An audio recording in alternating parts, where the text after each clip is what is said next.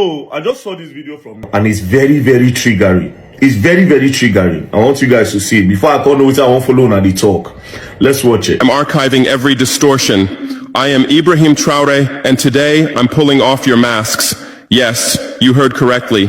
I, whom you call a young military junta leader, whom you brand as a dangerous radical, whom you serve up as an anti-Western dictator, am now telling you the truth. And this time you cannot turn off your microphones. This time you cannot turn away your cameras. This time your editors cannot cut this speech, because the world you monopolize no longer exists. Because millions will hear these words now, without passing through your filters, without being subjected to your distortions, without being muddied by your lies. I am 34 years old. Every day of my life, I grew up with your lies. As a child, I would watch Africa on television. Always the same images. Children with flies, dry lands, weapons, death. This is Africa, they told us. This is what Africa is. And we believed it. We were ashamed of ourselves. We were ashamed of our own lands, of our own people. But then I grew up. I read, I researched, I questioned, and I understood that the Africa you showed us wasn't real. The story you told us was a lie. The fate you imposed on us was a script you had written. For years, how have you portrayed Africa? How have you shown it? How have you sold it to your viewers?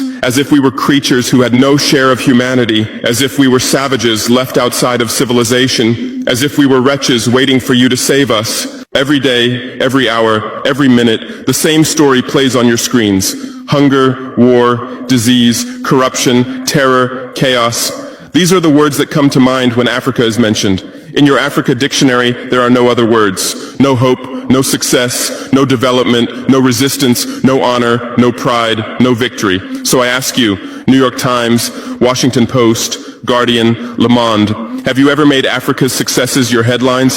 How many times have you written about Rwanda's technology miracle? How many times have you shown Ethiopia's reforestation project? How many times have you praised Botswana's democratic success? How many times have you described Kenya's entrepreneurial ecosystem? No, because these don't fit your scenario. Your Africa cannot be successful. It cannot, because then how will you legitimize your exploitation? If it's not in need of help, how will you intervene? If it's not backward, how will you look down on it? Have you ever asked yourselves, has any editor sitting at their desk, any news director in a meeting, any columnist at their keyboard ever thought, why are the people of the world's richest lands poor? Here are the numbers for you, real numbers. Africa owns 70% of the world's cobalt reserves. Your cell phone, your computer, your electric car won't work without cobalt.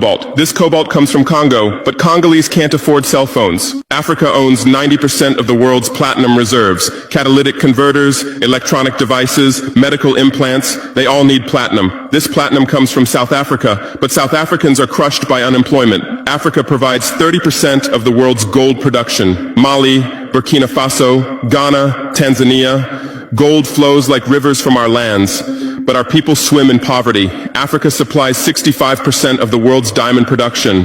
Botswana, Angola, Congo, Sierra Leone, billions of dollars worth of diamonds are extracted, but our miners live on $1 a day. Africa owns 35% of the world's uranium reserves. Niger, Namibia, South Africa. Nuclear plants run on our uranium. Paris lights burn with our uranium, but our villages have no electricity. And you still ask, why is Africa poor? No, the right question is, how was Africa kept poor while being so rich? Here's your answer. Colonialism didn't end. It changed shape. You used to come and occupy our lands. Now you come and establish companies. You used to take by force. Now you make agreements. You used to rule with the whip. Now you rule with credit.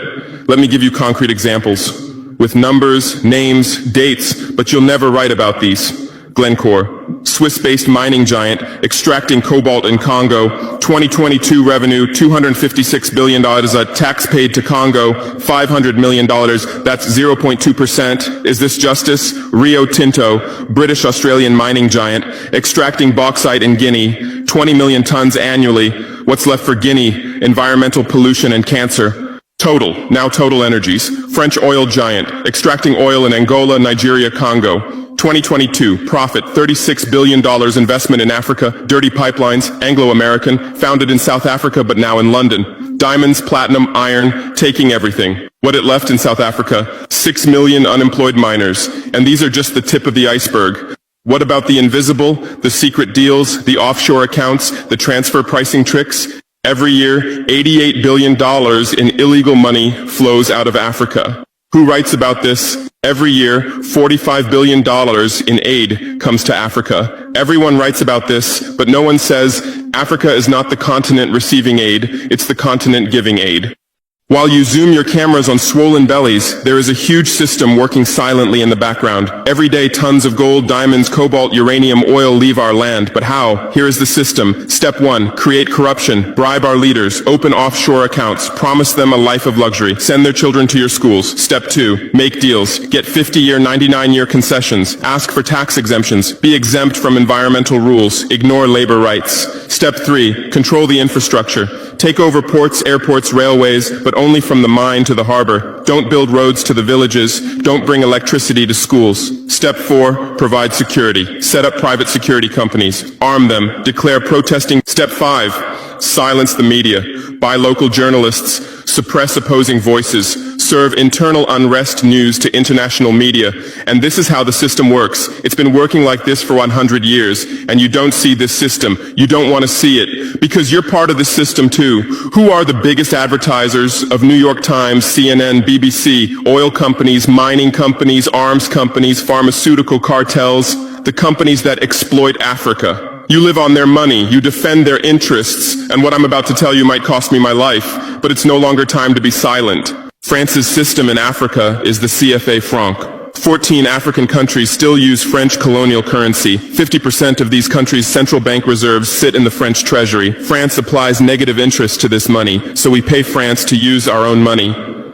Through this system, France transfers $500 billion worth of resources from Africa every year. Does anyone write about this? No. But when France gives Africa 10 billion euros in aid, it makes headlines. Britain's system is more sophisticated. London is the world's money laundering center. City of London, offshore paradise. Every penny stolen from Africa passes through London. Jersey, Guernsey, Cayman Islands, Virgin Islands, all under British control. Africa's wealth hides there. America's system is AFRICOM, Africa Command, 46 military bases on the continent. Official purpose, security. Real purpose, resource control.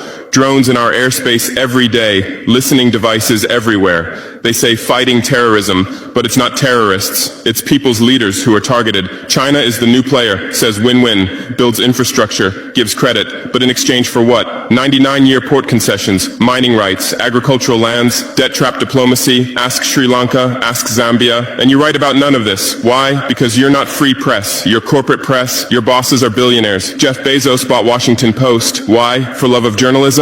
Rupert Murdoch's media empire, Fox News, Wall Street Journal, The Sun, The Times, all from the same hand, all giving the same message. West is good, others are bad. Carlos Slim is the largest shareholder of New York Times, Mexican billionaire. Where's his wealth from? Monopolized telecommunications, got rich off Latin America's back, now controls America's most respected newspaper. And you claim to do independent journalism? Who are your editors? Which schools did they graduate from? Harvard, Yale, Oxford, Cambridge?